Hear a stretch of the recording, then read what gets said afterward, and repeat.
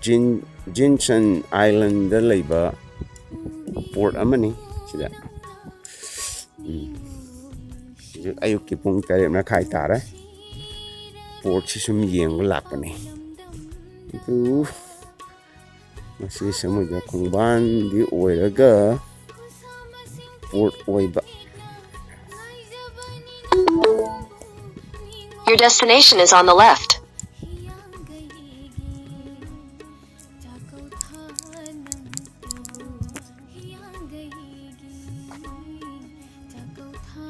Okay.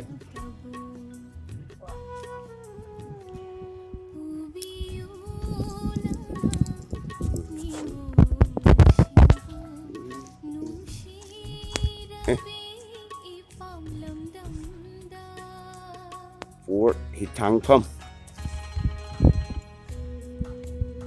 sigi mayamsina akoigi poche yonpham ji hangdri ayuk ina sina island sidagi island amada atopa island da chatpagi som nakanda leiriba island si oramgani chatpagi hi tongpham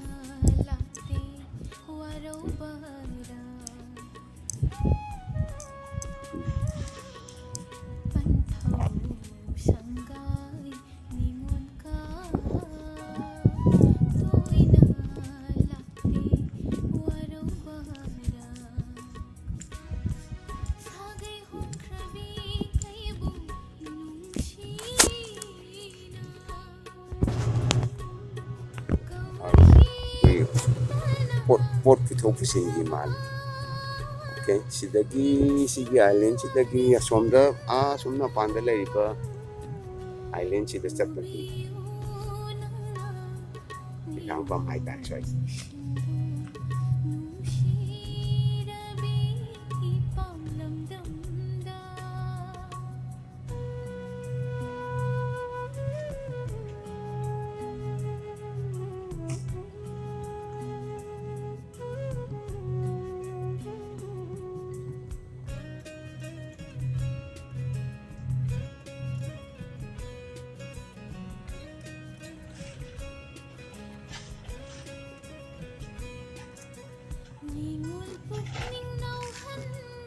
That's the other island, Mami, I think.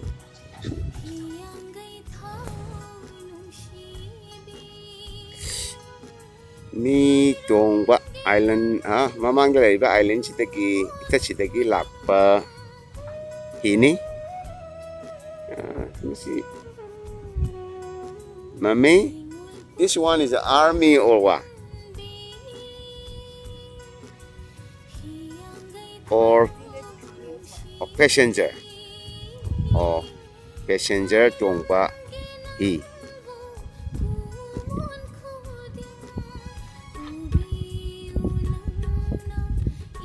Yeah, passenger. Mi yam tongpa island sidagi sigi mainland island sida lakpa haitare.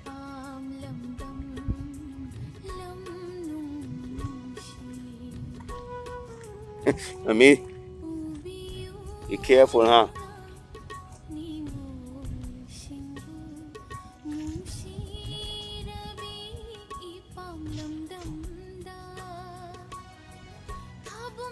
Looking at that.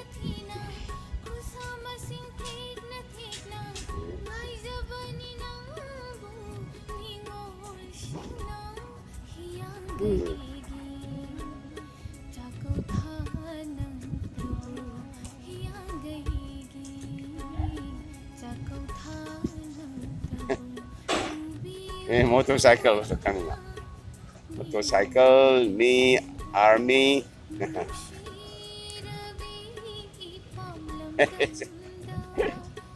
So many motorcycles. Motorcycle, mayamam jutwarin. Army, mayamam siyawre. Koi Nanao gi type ya.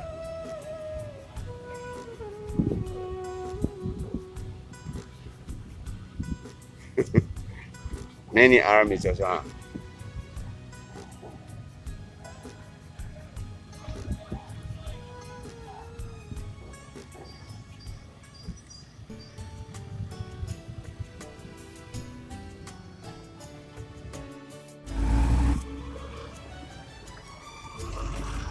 hida laiba mi mayam si tongnanaba bus ki timing si chap chana lae ek khambaga bus si yore sina kogi main city da chatnanaba mayam si tonglaga aduna timing si phajana thamba hai tare mami right they keep the timing well huh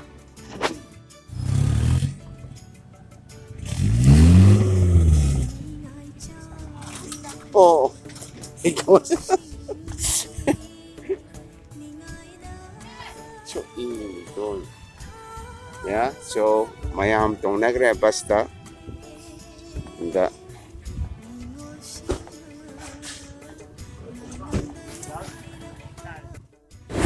this is so funny and now for me this is a small boat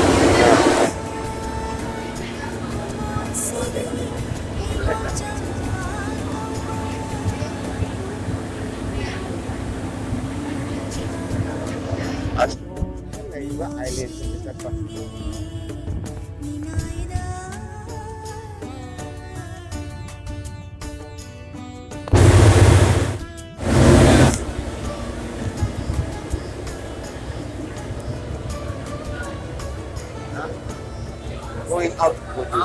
going out would be better, right? I don't know. Air conditioner here, I think. Oh.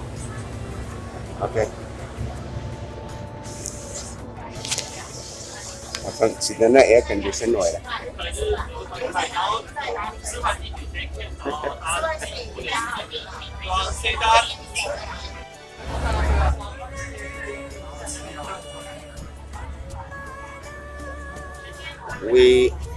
Everyone has to use max.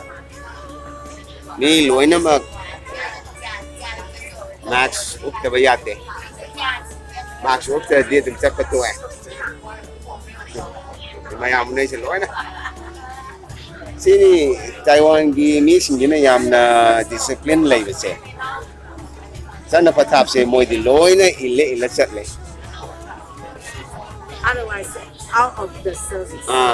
Sila ko na max utchaba ma he yaw bida adum san ko ado get ka sang pada su moi temperature lor sang temperature mai the temperature lai bag the temperature to ro ga sang han le ado ga max utcha di sang ba yati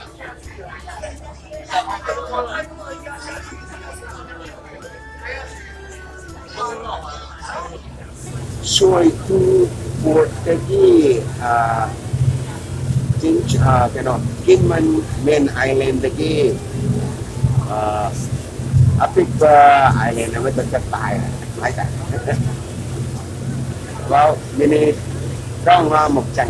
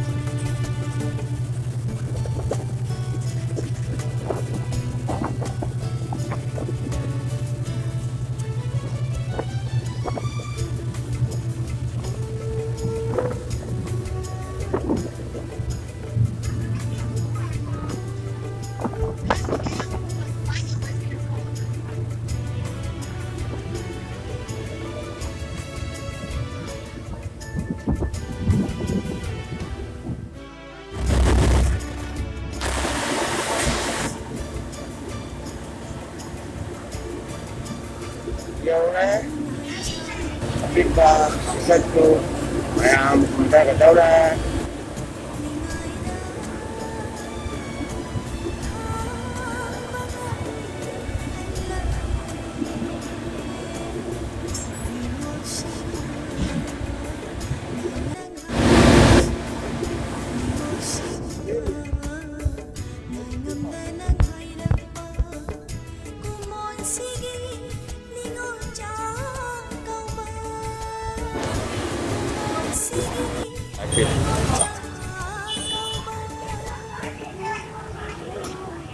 My friend's father, he works like this.